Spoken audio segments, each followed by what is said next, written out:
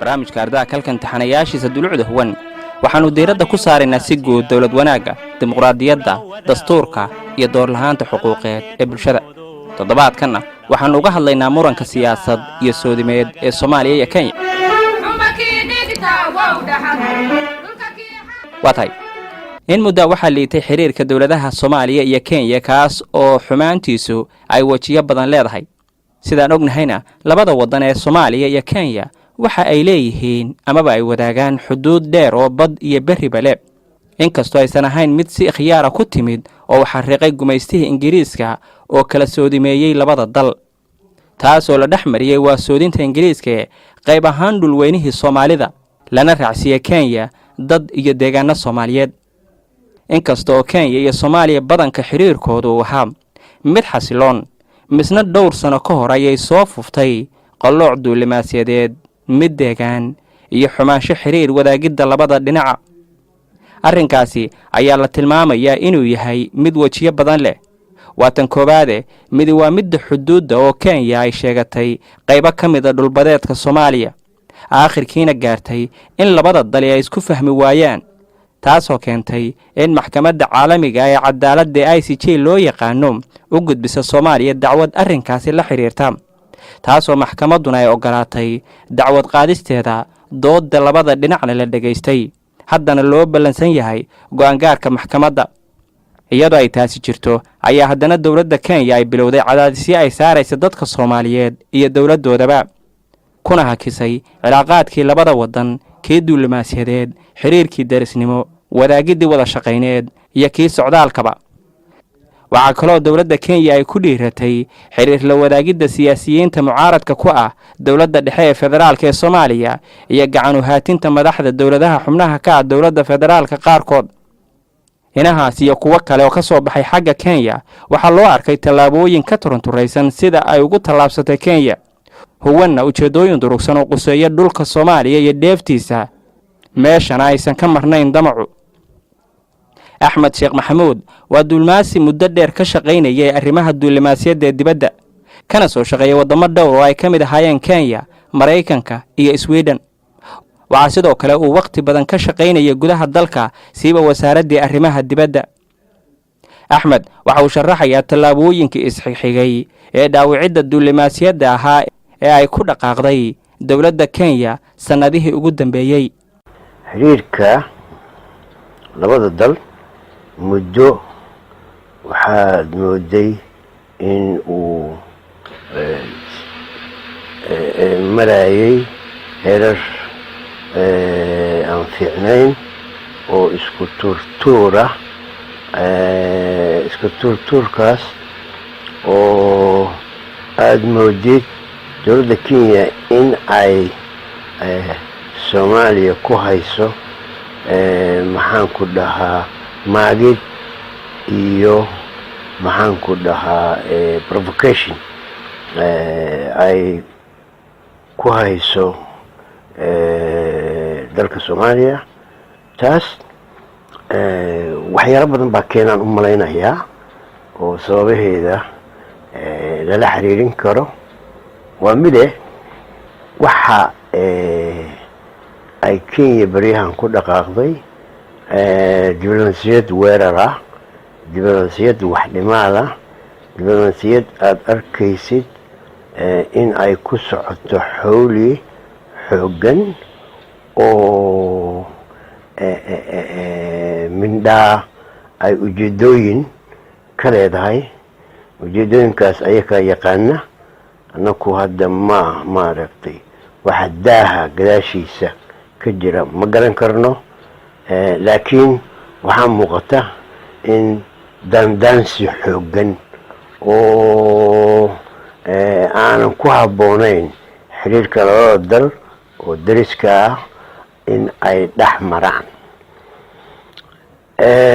taas waxaa dhici karta in kenya ay rabto inay soomaaliya ka fushato dana qaraneed oo maslaxadeeda la xiriira waa sida markaad fiirisid siyaasadda ay hadda kenya ku ku howlan tahay oo dhaqdhaqaaqeeda diblomaasiyad uu ku salaysan yahay. taasaan u malaynaa in lala xiriirin karo haddii aan waxa sababay oo maaragtay xiriirka kan murugsan oo ay ka buuxdo mararka qaarkood hanjabaad maxaan ku dhaha cadaadis ku wajahan Soomaaliya. waxaan filayaa in ay ugu badan tahay arrintii la xiriirtay badda. arrinta badda la xiriirtay yay ugu badan tahay. waxyaalo kale oo damac ah iyo oo ujeedooyin guracan lehna waa dhici kartaa Kenya inay ka leedahay. haddii aan badda ku ekaano, badda Soomaaliya weligeed Soomaaliya baa lahayd, weligeed Kenya ma sheegan, weligeed damac badeed iyo mid dhuleed intaba Kenya Soomaaliya kuma ay sheegan jirin, kumana sheegan weligeed. hadda maxaa keenay in baddii Soomaaliyeed ay muran gasho? hadda maxaa keenay in Kenya ay ka dhisato derbiyo xuduudka Beled Xaawiye Mandheera u dhaxeeya? hadda maxaa keenay in waxyaalo badan oo aan ku habbooneyn xiriirka labada dal inay yimaadaan?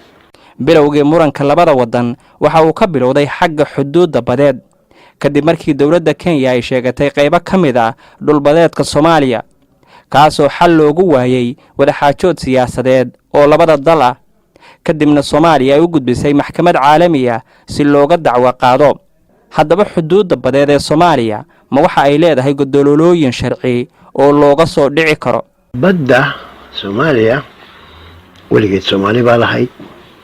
cid kale oo ku sheegatay badda Soomaaliya ama territorial sea waters ma jirin.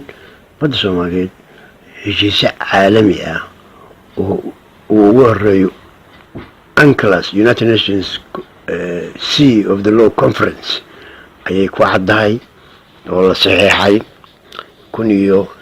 1982 laguna saxeexay Kingston dalka Jamaica.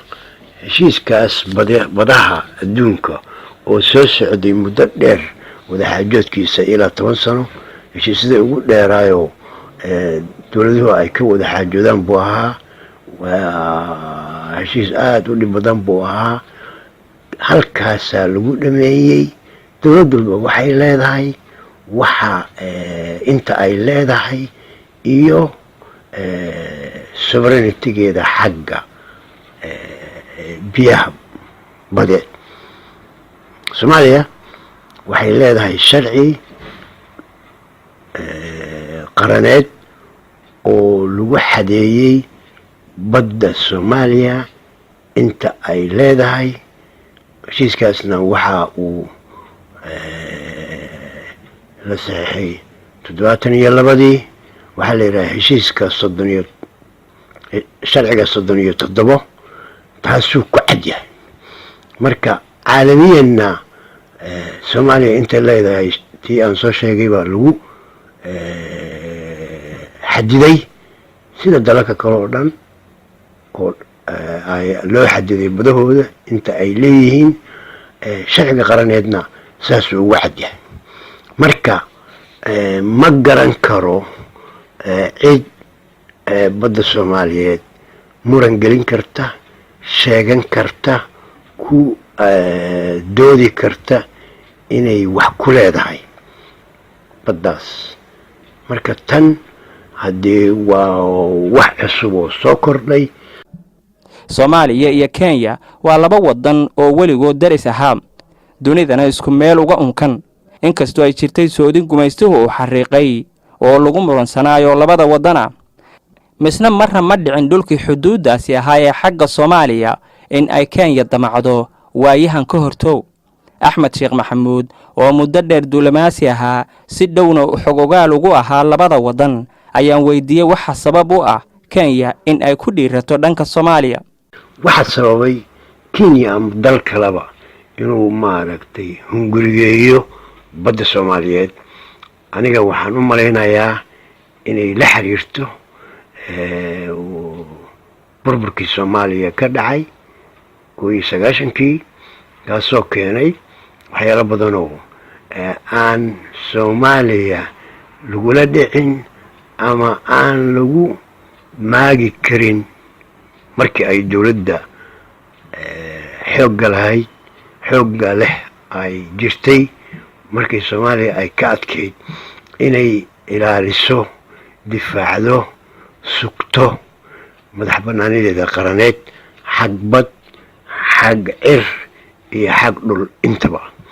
marka taas waxa ay salka ku haysay national sovereignty-ga qaranka soomaaliyeed uu leeyahay, in ayna geli karin wada xaajood iyo gorgortan iyo muran iyo sheegasho intaba. sidaas awgeed baan u malaynayaa inay badda ugu weyn tahay. waxaa dhici karta oo kale oo maaragtay caqliga caadiga uu sheegi karaa soomaaliya maanta kala daadsanaanteeda iyo midnimo la-aanteeda iyo awood la-aanteeda xagga hanaanka dawliga ah oo iska maxaan ku dhahaa wiiqmay, daciif noqday burburkii aan soo sheegay markuu dhacay kadib. taasaa midhaa damac dalal kale ay ka leeyihiin soomaaliya ayagoo u adeegsanaya maxaan ku dhahaa xaaladda soomaaliya maanta ay ku sugan tahay oo ah mid aan wanaagsanayn markii loo eego shalay soomaaliya sidaa ay ahayd. soomaaliya kenya dabcan shalay ma aysan dhalan, waa laba wadan oo weligood daris ahaa. xilligii dowladnimada adag ee ka jirtay soomaaliya laftigaaguna dabcan aad dowladdaas ka mid ahayd. kenya marnaba ma soo hadal qaaday arrimaha hadda ay karkarinayso ee ku wajahan dhinaca soomaaliya? aniga qof ahaan waxaan ka soo shaqeeyay dalka kenya muddo intii dowladda soomaaliyeed ay jirtay. waxaan xasuusnahay oo aan haddee ogahay in xiriirka waagaas ay dowladda jirtay ee kenya uu fiicnaa markii laga soo bilaabay 83 ilaa 91. xiriirkaas meel fiican buu marayay, iskaashi baa laba dal u dhexeeyey, wax wada qabsi bay lahaayeen, xurmo iyo dariisnimo iyo walaalnimo iyo istixgelin iyo isqadarin baa dhex taallay. waqtigan aniga joogay wuxuu ahaa 86 ilaa 90. halkaas waxaan ka garan karaa xiriirka meeshuu marayay. goobjoog baan ka ahaa, waa la socday. dadka ka shaqeeyay inuu hagaaga xiriirka labada dal oo dariska ah inuu meel sare gaaraan ka mid ahaa. hawshaydaba saasay ahayd.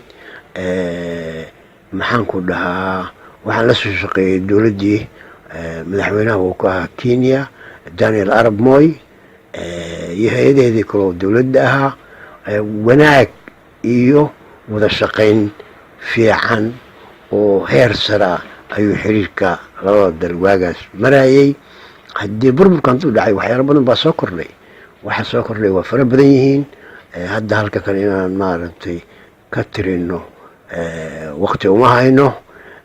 inkastoo sida muuqata muranku uu ku meegaarsan yahay soomaaliya iyo kenya, misna meesha lagama saarayo suuragalnimada gacmo kale oo dana dahsoon leh amaba kuwa muuqda si dadbanna daaha kenya ugu jira.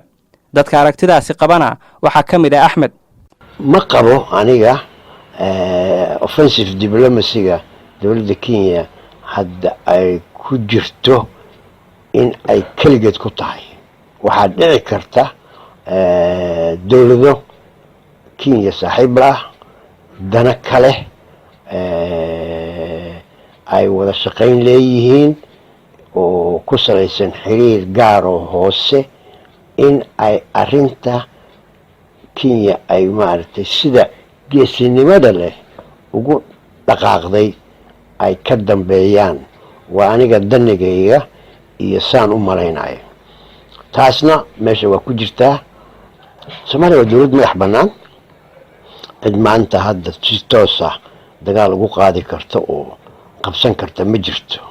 adduunka xeerar baa jira, international law baa jira, conventions iyo heshiisyo badan oo qaabka maaragtay dowladuhu ay isku dhowraan, isku xurmeeyaan, aanan dowladda kale ugu xadgudbi karin ayaa jira. qarnigii 21aad baan maraynaa. ma dhici karto in sabab la-aan dal uu dal kale ku xadgudbo. haddii ay dhacdo hataa hay-adaha caalamiga ayaa jira oo dowladda Soomaaliya wixii ay dowlad kale uga gardaran tahay loo bandhigi karo, lagu dhexgeli karo, arrintaas maaragtay wax looga qaban karo. taas waa qaabka diplomatic channel in loo maro wax ka qabashada arrinta. waa wax meesha ku jira waaye.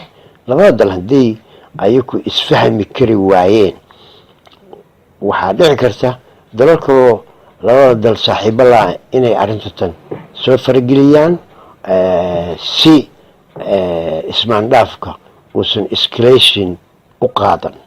dowladahaas waa wax la garan karo weeyo. dowlad xuquuq ay leedahay waa macruuf waaye. marka dowladahaas baa loo mari karaa inay dhex galaan. United Nationka loo mari karaa oo hay-addii maaragtay caalamka ka jirto maanta dowladaha wixii ka dhexdhexa soo faragelin lahayd. aniga waxaan qabaa arrintan inaanan xiisadeeda dab lagu soo shidin, in loo mid si miyir leh oo degan oo danta ay ku jirto labada dal, ma aha danta hal dal. danta labada dal waxay ku jirto in loo eego laguna maareeyo ayaan anigu qabaa. Soomaaliya waa waddan muddo aan dheerayn lugaha kala soo baxay burbur iyo dagaallo sokeeyo daba dheeraaday. dowladnimadeeduna weli ma xoogana. hase ahaatee waa waddan leh abyaanaan sharciyeed oo xagga dowladnimada. tabaryari dowladeed darteedna cidina uguma soo tallaabsan karto qarannimadeeda iyo lahaanshaheeda dhuleed midna. waxaana taa ka dhigan sharciyo caalamiya. waxaana jirta tallaabooyin ay u qaaday Soomaaliya difaaca dhulkeeda iyo jiritaankeeda qarannimo iyo kuwa hadda laftigeeda la gudboon. Soomaaliya waxa la gudboon muran badda Soomaaliyeed ma geli karo. hadduuba galayna kaba soo qaad. dowladda Soomaaliyeed waxay martay dariiqii ugu fiicnaa oo waxa kan wax looga qaban karay, hadday gar tahay iyo hadday gar darro tahay labadaba. wixii ay labada dal isku qabteen oo ugu weyn dhinaca badda, waxaa loo gudbiyey hay-addii dowladuhu markay isqabtaan waxay isku qabtaan inay gasho oo u garqaado ay ahayd, oo ah maxkamadda adduunka International Court of Justice oo ku taala dalka Holland, The Hague. labadii dal qolo walba waxay ku muddaci lahayd waa la dhageystay, way soo gudbiyeen qeylkii ay qolo walba isticmaali lahayd, mid badda lahayd oo milkiyadeeda ay ayada iska lahayd, iyo qolo kale oo sheeganaysa badda Soomaaliya inay qaar ka mid ah leedahay. waxay noqotaba ha noqoto, halkaasaa arrintii taallaa. hadday taallana maxkamad arrintii guda gashay oo baartay oo la sugaya go-aankii ka soo baxa wuxuu noqon doono. intii taas aan la gaarin wax kale oo meeshaan yaalla ma jiraan. go-aankaasna waa go-aan maxkamad caalamiya ay gaarayso. go-aankana hadda gartuu laba nin kama wada qosilsaa la yidhaahdaa. qolay un raaci garta, qolana waa laga gardaraday ay wax ku doonaysid baa soo gaabin doonta. in dowladda kenya ay sugto, labada dalba ay sugaan go-aankaas wuxuu noqonaya ka hor in buuq iyo maxaanku dhahaa provocation iyo waxyaalo badan oo waxaas maxkamadda ay gacanta ku haysa aan u fiicnayn ay labada dalba midna galaan ma habboona. siiba kenya aniga waxaan qabaa in ay waxa ay samaynayso dhan uga jeedo hal shay oo salka ku haya in maxkamadda inta aan la gaarin go-aankeeda ka hor ay kenya pressure saarto soomaaliya si midna ay iyadoo maanka ku hayso oo ah maxkamaddii in arrinta ay gacanta ku haysay iyadoon la gaarin go-aankeeda labada dal wada hadal ay ka furaan arrinta badda ku saabsan. sidaas anigan u malaynayaa in dhaqdhaqaaqa kan siyaasadeed ee dowladda kenya dhowaanahan ay waddo uu ujeedadiisa yahay. ugu ma ahan in laba waddan oo darisa ama kuwa kala durugsani ay danahooda isku seegaan, waana caado jirta waddan kasta inuu difaaco dowladnimadiisa, balse damacu waa uu ka duwan yahay ilaalsi daneed, kamana durugsana duulaan aan loo doorxulin. dowladuhu sax iyo qaladba waxay ha noqoto danaha ay leeyihiin oo la yidhahdo national interest, geed dheer iyo geed gaabanba waa u fuulaan hadday u mari karto in ay marsadaan. taas marka kenya maxay u doonaysaa oo danaheeda u difaacanaysa, danaha ay leedahay ay rabtaa inay u fulaan wax lagu yaabo maaha. laakiin waxaa meesha taalla oo muhima in maanka lagu hayo ayna tahay in dowladda soomaaliya ay waxa ay xaq u leedahay si hufan oo degan oo diblomaasiyad iyo siyaasad maaragtay caqligal ah ay ku maarayso. wixii danaha ay leedahayna dowlad iyo dad ahaanba labadaba soomaaliya ay difaacdaan baan aniga ku talin lahaa. waajib qaraneedna weeye dowladda soomaaliyeed iyo shacabkeeda ayagoo wada jira wixii danahooda inay difaacdaan. taasaana ayay arrintu aakhirka ka maarmi doonin. malihii aniga hadda dowladda soomaaliyeed intay waxa kan socdeen war baa ay ka soo saartay arrintaas. warkaas war miisaanan oo diplomatic language ku qoran buu ahaa, aadna u qurux badan, iyadoon cidna maagin, kenyana daleecayn iyo wax ka sheegid midna aan u geysan ayay statementig ay ka soo saartay arrintaas uu ahaa mid kii ugu fiicnaa in la yeelo ay ahayd. tensionkana aanan sii murginin ka jira hadda. marka waxaa habboon soomaaliya in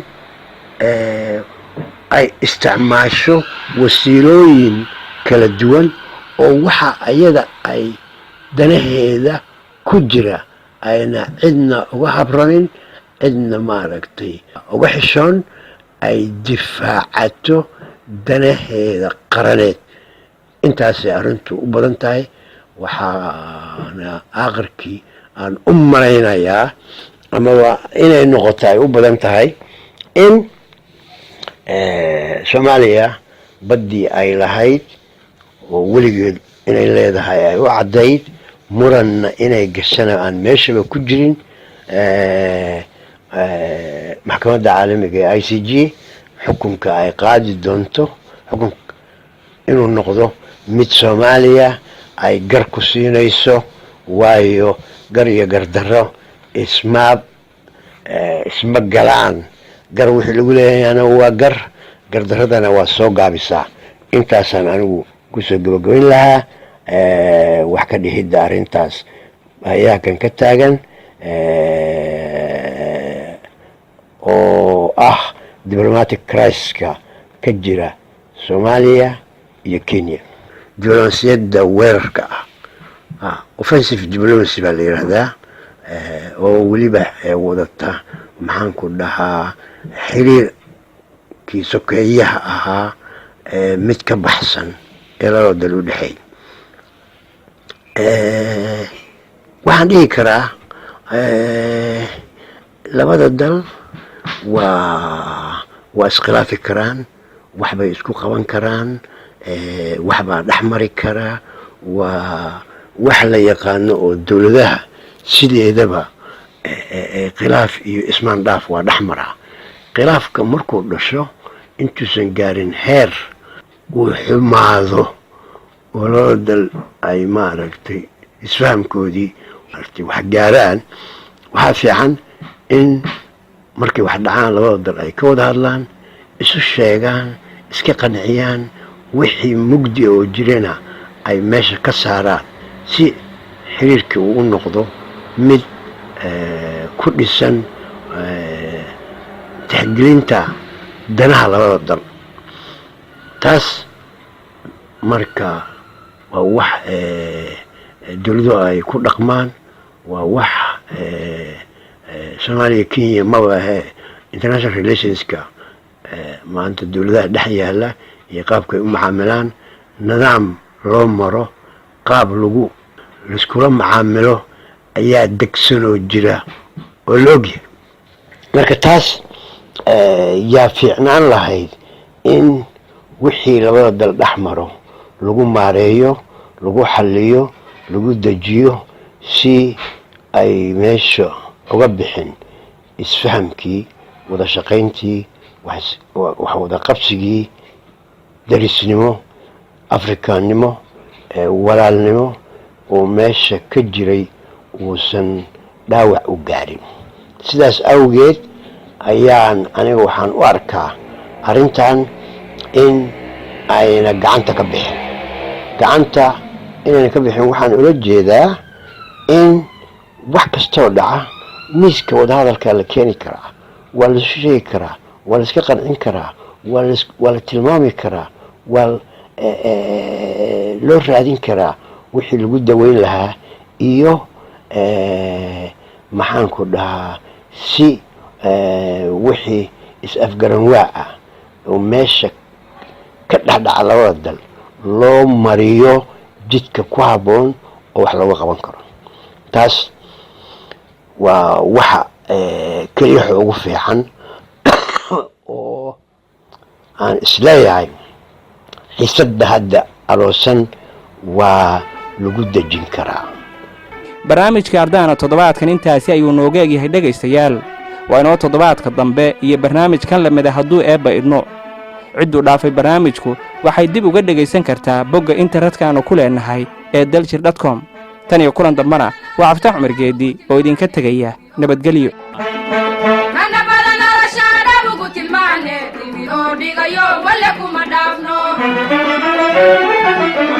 kan u dhawaaqane dhagta ugu sheegne dhowrsanna waayo wale kuma dhaafno. kana badana rashada ugu tilmaane dibiro dhigayo wale kuma dhaafno. kan u dhawaaqane dhagta ugu sheegne dhowrsanna waayo wale kuma dhaafno.